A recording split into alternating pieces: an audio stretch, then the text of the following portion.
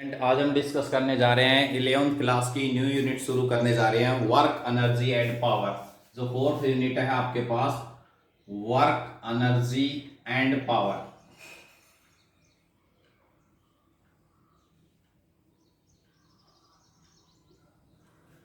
आज हम इस यूनिट को शुरू करने जा रहे हैं और इस यूनिट के अंदर हम डिस्कशन करेंगे अब इन सभी का। ठीक है, तो सबसे पहले हमारे पास इसी के अंदर हम डिस्कस करेंगे अब वर्क डन के बारे में। आज इस वीडियो के अंदर हम वर्क के बारे में डिस्कस करेंगे, जो भी डिस्कशन होगा।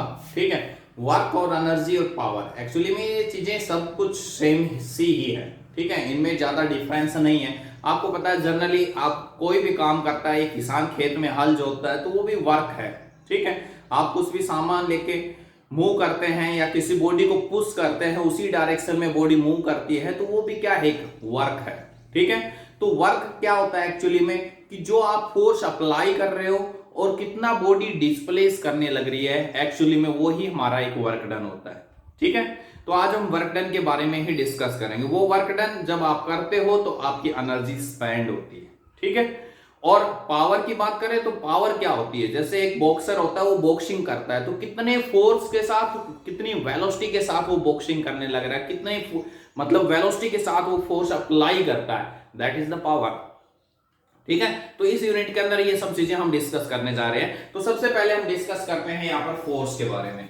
तो ये देखिए यहाँ पर हमने मान लिया कोई भी हमारे पास एक ब्लॉक है, एम मास का बॉडी है, इसके ऊपर मैंने ये फोर्स लगाया इस साइड में। ठीक है, और इसको यहां से यहां तक का डिस्प्लेसमेंट दे दिया, इसको हमने नाम दे दिया एस। ठीक है, आई बात समझ में। तो एक्चुअली में अभी मैंने बताया कि फोर्स क्या है ना, सॉरी वर्क क्या है, जो आप फोर्स अप्लाई करते हो और बॉडी कितना डिस्प्लेस करती है, उन दोनों का जो प्रोडक्ट है उसी को हम क्या कहते हैं यहाँ पर वर्क डन। ठीक है, तो यहां पर अगर हम बात करें तो ये मैंने फोर्स अप्लाई किया इस साइड में, तो इधर आपके पास फोर्स का हॉरिजॉन्टल कंपोनेंट हो जाएगा, क्योंकि ये आपके पास डिस्प्लेसमेंट के साथ एंगल थीटा बनाने लग रहा है। तो इस साइड में फोर्स का कंपोनेंट आ जाएगा एफ कोस थीटा, और इधर हो जाएगा आपके पास vertical component F sine theta. ठीक है, आई बात समझ में। तो जिस साइड में आपका डिस्प्लेसमेंट होने लग रहा है उसी साइड में होगा आपका वर्क डन। ठीक है, तो वो वर्क क्या हो जाएगा हमारे पास, तो W इजिकल टू इधर फोर्स का कंपोनेंट हमारे पास आ जाएगा एफ कोस थीटा इनटू में डिस्प्लेसमेंट क्या होगा एस। ठीक है, मतलब कह सकते हैं आपके पास जो वर्क डन का फॉर्मूला है वो क्या है, एफ एस कोस थीटा। ठीक है, और अगर हम इसी को वेक्टर के टर्म में लेके चले तो क्या आ जाएगा एफ डॉट एस। हालांकि वर्क एक स्केलर क्वांटिटी है, तो यहां पर अगर मान लो आपको फोर्स और डिस्प्लेसमेंट आपको रेक्टेंगुलर कंपोनेंट की टर्म में दे रखे हैं, तो उस केस में अगर हमें वर्क निकालना है तो हम इस फॉर्मूले का यूज करेंगे। ठीक है, तो एक्चुअली में जो वर्क आप कर रहे हो, वर्क डन आपका कैसा है, पॉजिटिव है, नेगेटिव है या जीरो है, it depend on the angle. ठीक है, जो आप फोर्स और डिस्प्लेसमेंट के साथ जो एंगल बनाने लग रहे हैं ना, वो उस एंगल के ऊपर डिपेंड करता है। ठीक है, मतलब कहने का जैसे सिंपल हम बात करते हैं एक पॉजिटिव वर्क की, पॉजिटिव वर्क। ठीक है, पॉजिटिव वर्क एक होता है नेगेटिव वर्क और एक हो गया जीरो। समझ गए बात को। तो पॉजिटिव वर्क कब होगा, वर्क डन हमारा पॉजिटिव कब होगा, मैंने फोर्स लगाया इस साइड में, बॉडी डिस्प्लेस भी इसी साइड में हो गई। ठीक है, तो वो जो वर्क डन होगा वो मेरा क्या होगा, पॉजिटिव वर्क होगा। उस केस में हमारे पास जो थीटा है उसकी वैल्यू क्या हो जाएगी, जीरो। थीटा क्या बताया था मैंने, theta is the angle between force and displacement, दोनों के बीच में एंगल है। तो इस साइड में मैंने किसी बॉडी के ऊपर फोर्स लगाया, बॉडी भी इसी साइड में डिस्प्लेस हो गई, तो वो वर्क डन मेरा कैसा होगा, वर्क डन पॉजिटिव। ठीक है, थीटा की वैल्यू उसमें क्या होगी, जीरो। आपने सिंपल, हमारे पास ये पेन है, ये मार्कर है, इसको ऐसे फ्रीली ड्रॉप कर दिया। ठीक है, तो कहां गया, नीचे की साइड में डिस्प्लेस हुआ, तो यहां पर वर्क डन बाय ग्रेविटी, अगर ग्रेविटी के द्वारा जो वर्क डन लिया जाए तो वो वर्क डन बाय ग्रेविटी क्या है, पॉजिटिव वर्क है। ठीक है, क्योंकि फोर्स, ग्रेविटेशनल फोर्स जो बॉडी पे लग रहा है वो किधर लग रहा है, ग्रेविटी की वजह से डाउनवर्ड डायरेक्शन में।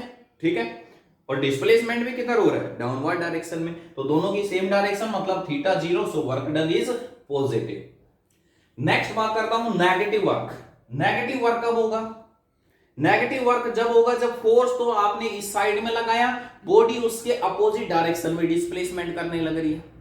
ठीक है, मतलब फोर्स से अगेंस्ट में है। कहने का अर्थ ये कह सकते हैं थीटा की वैल्यू 180।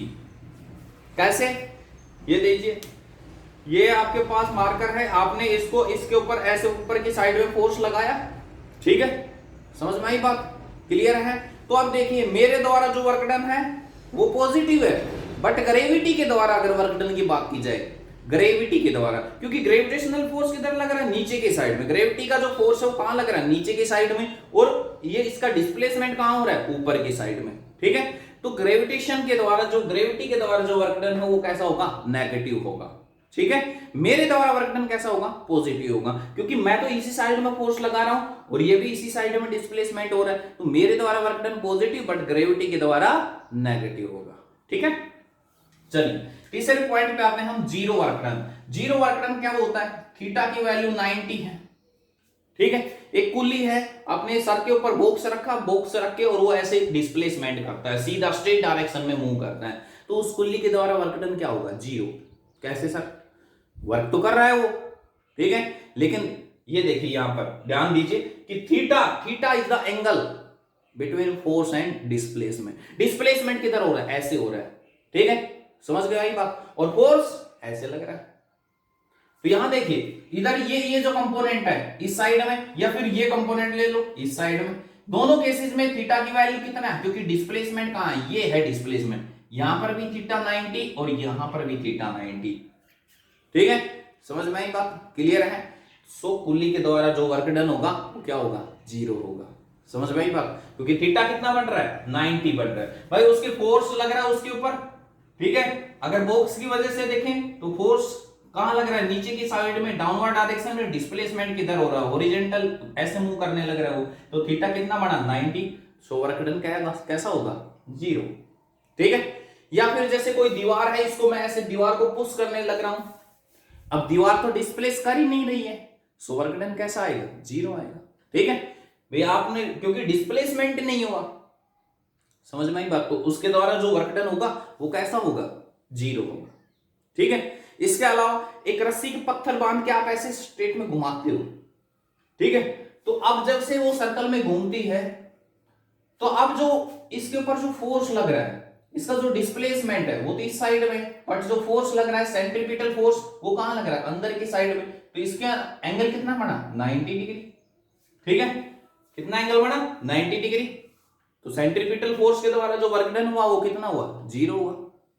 समझ में आई बात। ऐसे सैटेलाइट को ले लीजिए, कोई भी सैटेलाइट होता है उसके ऊपर ग्रेविटेशनल फोर्स लगता है, उसके डिस्प्लेसमेंट के साथ वो भी 90 वर्क डन होगा। ठीक है, ऐसे आपके पास ही बहुत सारे केसेस हैं जिनके अंदर हम बात करते हैं। सिंपल पेंडुलम, ये मान लो हमारे पास कोई भी बोब है, ठीक है, ये यहां पर इसको एक्सटेंड किया, ये इसके अंदर टेंशन, रस्सी के अंदर, स्ट्रिंग के अंदर टेंशन टी हो गई। ठीक है, अब ये देखिए टेंशन इधर हो गई, लेकिन जो डिस्प्लेसमेंट है बोब का वो इधर होगा, तो इनके बीच में एंगल है वो कितना होता है, 90 डिग्री। तो यहां पर इसके द्वारा भी वर्क डन क्या होगा, जीरो होगा। ठीक है, तो जिसके अंदर एंगल थीटा की वैल्यू क्या होती है, 90 होती है, या फिर डिस्प्लेसमेंट नहीं होता है, ठीक है, तो उस केस में वर्क डन कैसा होगा, जीरो वर्क डन होगा। ये था हमारे पास तीन टाइप के, positive, negative and zero work done. अब इसी के अंदर हम डिस्कस करते हैं एक बार इसकी यूनिट, और यूनिट क्या होती है। तो देखिए आपके पास यूनिट की अगर हम बात करें, वर्क की जो एसआई यूनिट की अगर हम बात करें, ठीक है, एसआई यूनिट हमारे पास होती है इसकी जूल। क्या होगी, जूल।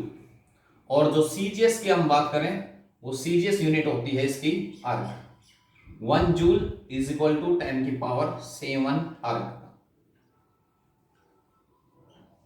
ठीक है, आगे बात समझ में क्लियर है। इसके अलावा ग्रेविटेशनल यूनिट और लेके चलते हैं। जैसे आपने पीछे पढ़ा होगा फोर्स के अंदर, फोर्स की भी हम ग्रेविटेशनल यूनिट पढ़ते हैं। ठीक है, फोर्स की आपने पढ़ा होगा एसआई यूनिट तो न्यूटन होती है, बट सीजीएस यूनिट डाइन होती है, और 1 newton is equal to 10⁵ dyne. ठीक है, इसके अलावा ग्रेविटेशनल यूनिट भी पढ़ते हैं। 1 kgf, पीछे पढ़ा होगा आपने, 1 kgf किलोग्राम फोर्स, ये होता है 9.8 न्यूटन के इक्वल होता है। ऐसे 1 ग्राम फोर्स की बात करें तो होता है 980 डायन। ठीक है, ये आपके पास फोर्स की ग्रेविटेशनल यूनिट है। तो ऐसे वर्क की भी हमारे पास ग्रेविटेशनल यूनिट हम स्टडी करते हैं 1 केजी मीटर। ठीक है, ये होता है 9.8 जूल के इक्वल। क्या होता है जब 1 केजी ऑफ फोर्स हम अप्लाई करते हैं, ठीक है, और डिस्प्लेसमेंट होता है आपके पास 1 मीटर, तो वो जो आपके पास वर्क डन होगा वो क्या होगा 9.8 जूल के इक्वल होगा। क्योंकि देखो वर्क का भी हमने फॉर्मूला पढ़ा है ना, वर्क क्या है एफ एस कोस थीटा। ठीक है, तो फोर्स कितना अप्लाई किया आपने 1 kgf और डिस्प्लेसमेंट कितना 1 मीटर, थीटा उसी के अलोन में है cos 0।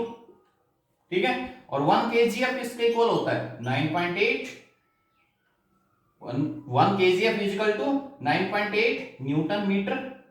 ठीक है, तो किसके इक्वल हो गया 9.8 जूल। ठीक है, क्योंकि वर्क हमारे पास क्या है फोर्स इनटू डिस्प्लेसमेंट, तो ये हमारे पास क्या होगी इसकी ग्रेविटेशनल यूनिट।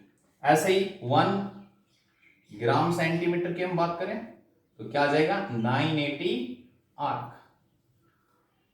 तो ये हमारे पास हम इसी के अंदर इस चैप्टर के अंदर हम डिस्कस कर रहे हैं, ये आपके पास जो है इसकी ग्रेविटेशनल यूनिट। तो काफी न्यूमेरिकल्स के अंदर आपको ऐसा यूनिट भी मिल जाती है, कुछ एक के अंदर आपको ग्रेविटेशनल यूनिट भी मिल जाती है। ठीक है, तो आज के लिए थैंक्स।